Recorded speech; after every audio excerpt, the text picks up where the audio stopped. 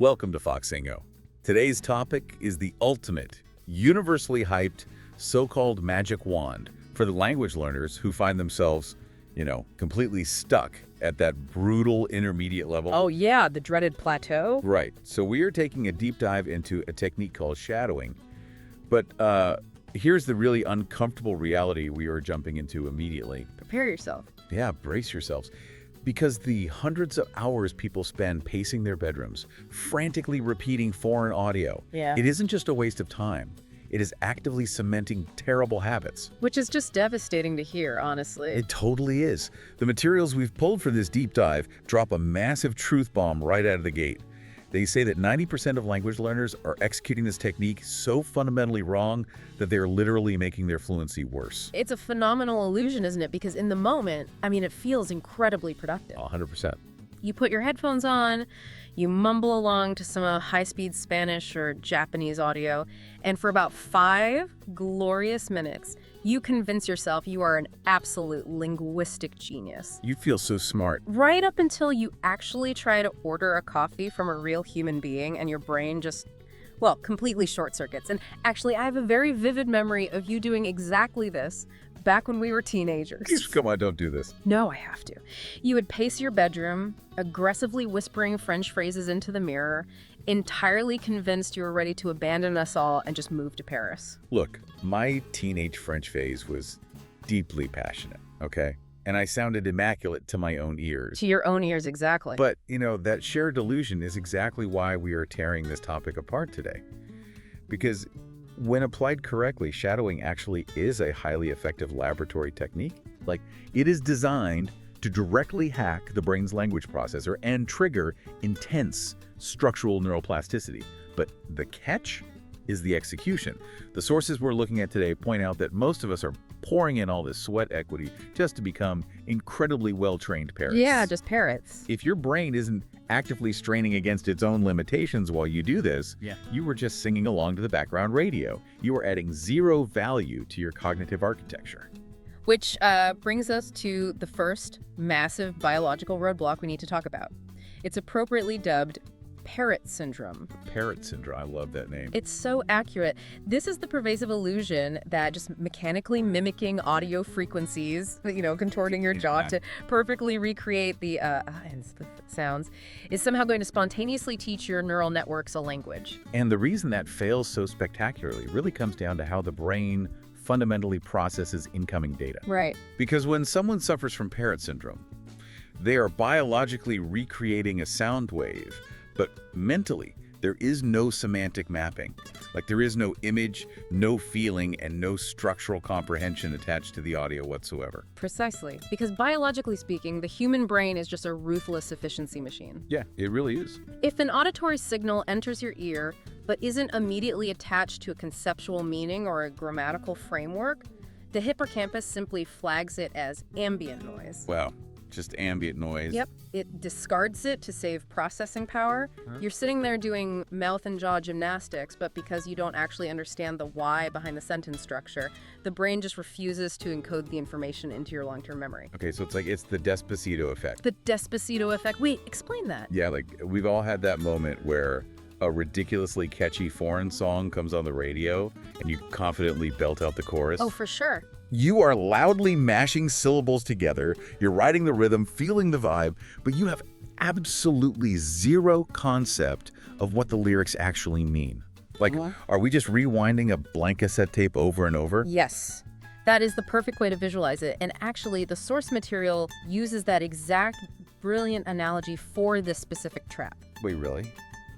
A blank tape? Literally, yes. They say copying sounds without 100% comprehension is exactly like rewinding a blank cassette tape over and over. That makes so much sense. Right. The mechanical hardware is spinning, the tape is moving, but nothing is actually being recorded. Language is, at its evolutionary core, the act of mapping sound to meaning. Right. So if the meaning is completely absent from the equation, you are essentially trying to save a file to a hard drive that doesn't even exist. Wow. Okay, so the methodology to bypass Parrot Syndrome requires a complete shift in the sequence of how we practice. Exactly. Instead of just blindly hitting play and repeating, the The material suggests we have to put the target sentence on the operating table first. The operating table. Yeah, we have to perform a surgical dissection of the language before we ever attempt to verbalize it. I love the operating table concept because it really emphasizes the precision required here. You have to pause the audio, look at the sentence, and just aggressively interrogate it. Interrogate it how? Like, what are we asking? Like, why did the speaker choose this specific verb conjugation? What is the exact pragmatic feeling being conveyed right here? Why is the grammatical syntax structured this way instead of, another way? Right, you're pulling it apart. Totally. You have to map the conceptual architecture so perfectly in your mind that when you finally open your mouth to shadow, the physical sound is intimately anchored to a fully realized thought. That's huge. You do not shadow to learn the meaning of a sentence. You shadow to physically automate a meaning you have already completely mastered. Okay, which brings us to an incredibly counterintuitive trap. So let's say we've done the surgery. Okay, surgery complete. We've mapped the meaning flawlessly. Now, the logical next step for almost every learner out there is to keep the transcript open. You think, well, I know what it means, but to make sure I don't mess up, I'm going to look at the transcript while I shadow. That's smart, right? It feels so It smart. feels like the ultimate safety net. Yeah. But the material explicitly warns that relying on visual text completely neuters the auditory learning process. It absolutely destroys it. And the reason why is actually rooted deep in our evolutionary biology. Okay, let's get into that. Well, we are highly visual primates, right? The visual cortex is incredibly dominant. So the moment your eyes engage with written text, your brain's reading center completely hijacks the operation. Just takes over. Completely. And that reading center operates on a very well-worn, lazy neural pathway. It instantly overrides your auditory processing centers. Because the visual processing speed for text completely outpaces our ability to decipher unfamiliar auditory signals. The moment your eyes scan the word on the screen, your brain preemptively predicts the sound. You actually stop listening to the native speaker's connected speech. Yes. And you just start overriding their voice with your own internal reading monologue. That is the crucial mechanism right there. When you read along, you stop perceiving the reality of the audio. You just go deaf to it. Pretty much. You stop hearing how a native speaker melts 3 distinct words into one fluid, messy sound bridge. Right. Instead, your brain takes the path of least resistance. It recognizes the text, retrieves your pre-existing native accented pronunciation of those words, and just projects that over the audio. Wow. You think you are mirroring the speaker, but you are just loudly broadcasting your own broken internal voice. Reading while shadowing isn't shadowing. It is literally just reading out loud. That is a brutal irony. Like, the very tool we instinctively lean on to guarantee accuracy, the transcript, is the exact mechanism actively preventing us from perceiving how the words are actually spoken in the wild. It's the ultimate trap, which is why the material insists that true shadowing has to happen in the dark. Yes. Detaching your eyes from the screen is terrifying, but it is mandatory. It's so scary. It is. But the text exists solely for that initial deciphering phase on the operating table. The moment you understand the mechanics of the sentence, you have to sever the safety net. Cut the cord. Cut it. During the actual act of practice, you must force your brain to survive entirely on sound waves. If you don't strip away the visual crutch, your auditory cortex will never be forced to carry the cognitive load.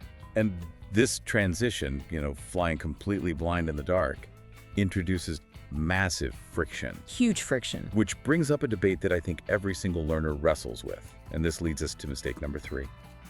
The passion for speed. Oh, the need for speed. Because when you strip away the text, you are suddenly hit with the sheer, unadulterated velocity of native speech. I mean, they are dropping slang, they're fusing syllables together, exhaling half their words, and the natural inclination is to frantically try to match that sprint. Well, no, it's just the ego talking. Yeah. You observe a native speaker flowing effortlessly, and your immediate desire is to replicate that high-level performance instantly. Of course. We want to sound cool.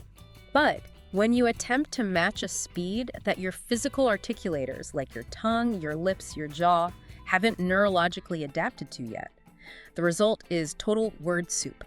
Word soup. You end up swallowing syllables, misplacing the stress, and just gasping for air halfway through the phrase. But I want to debate the friction of this, though, because the counter-argument and the frustration a lot of people feel is that if you want to speak at a native speed, don't you have to practice at a native speed? Right, that's the intuition. Like if I deliberately slow the audio down to half speed, aren't I just permanently training my brain for a sluggish, completely unnatural rhythm? It feels like we're being told to prepare for a marathon by exclusively practicing walking. It's a super common fear, but it entirely misunderstands the neuromotor aspect of language acquisition. Shadowing is not a sprint, it is a microscopic examination. A microscope, okay.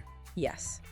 When you try to keep pace with full-speed native audio before your neural pathways are actually ready, you aren't practicing fluency. You are just drilling errors into your muscle memory at record speed. Oh, wow. Yeah, you are making your pronunciation mistakes permanent. So by slowing it down, we are forcing the brain to acknowledge the micromechanics.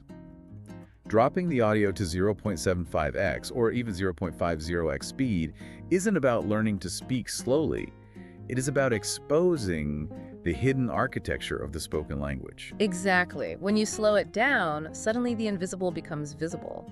You start to hear the tiny microscopic pauses between specific consonants. Right. You hear the exact syllable stress. You notice which part of the vowel goes up in pitch and which part drops. You're building pristine, highly accurate neurological pathways. Because fast speech with the wrong rhythm doesn't make you sound fluent. It just makes you entirely unintelligible to a native speaker. Exactly. Speed is a byproduct of accuracy, not the origin of it. It is exactly like learning complex mechanics on a piano.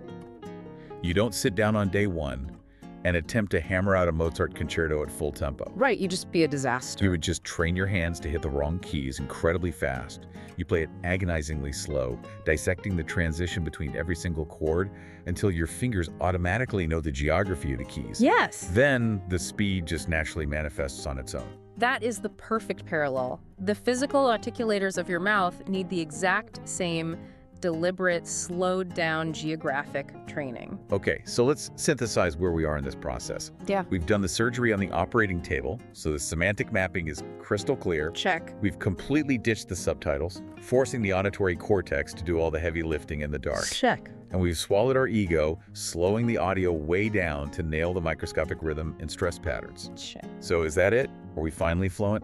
Not quite. Because the material throws one final massive curveball here. There is a phantom element most learners completely ignore because, frankly, executing it requires you to look like an absolute lunatic in your living room. It really does.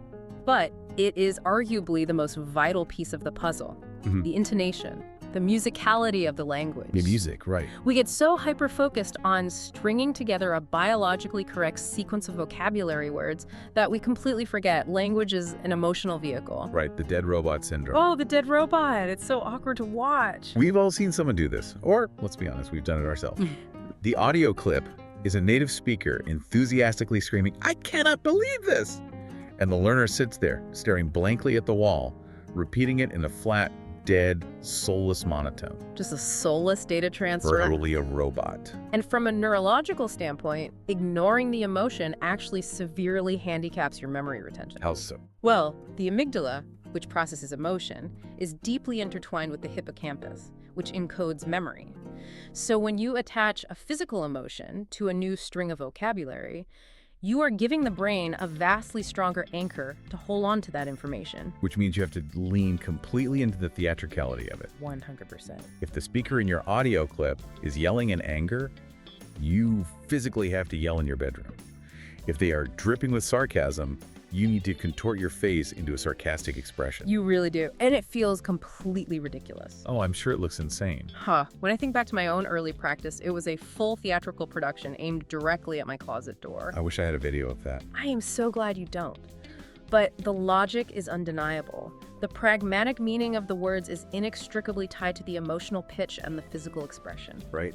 If you strip away the music and the face, you are stripping away the context. You aren't actually learning the language as it exists in the real world. The reality check from our sources on this is wondrously brutal. They basically state that if you are locked in your room, wrestling with a 1-minute audio clip, and you aren't sweating. Sweating. Yeah. If you aren't getting physically fatigued, if you aren't making bizarre facial expressions, and you don't feel entirely stupid, then congratulations. You are just being a terrible parrot. It hurts because it strikes right at the core of our desire for shortcuts. Oh, for sure. We want it to easy. We want the magic wand to just, work. We want to believe we can just throw on a podcast in the background and passively absorb fluency through sheer osmosis while we fold the laundry. That's the dream. But the real laboratory of learning hurts. True, active, deliberate practice is cognitively painful. It should feel like a heavy workout. Wow. Your brain is bulldozing new highways through dense neural forests, your mouth muscles are contorting into shapes they've never held before, and you are emotionally projecting an entirely new cultural identity. That is exhausting, uncomfortable work. But it completely reframes what it takes to break through that intermediate plateau. It really does. It's not about logging hundreds of hours of passive mumbling.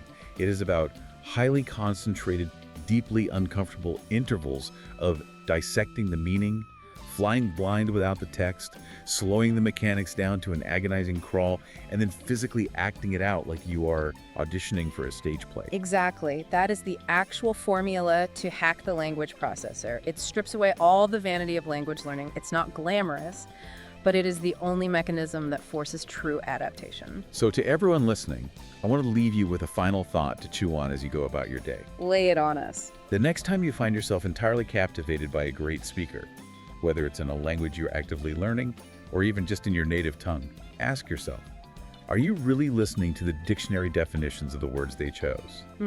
Or are you actually being moved by the physical music, the deliberate pacing, and the raw emotion they are pouring into those invisible sound waves? It completely changes how you analyze communication. It really does. Thank you for joining us on this journey into the muddy waters of language acquisition. If you liked it, don't forget to subscribe and like.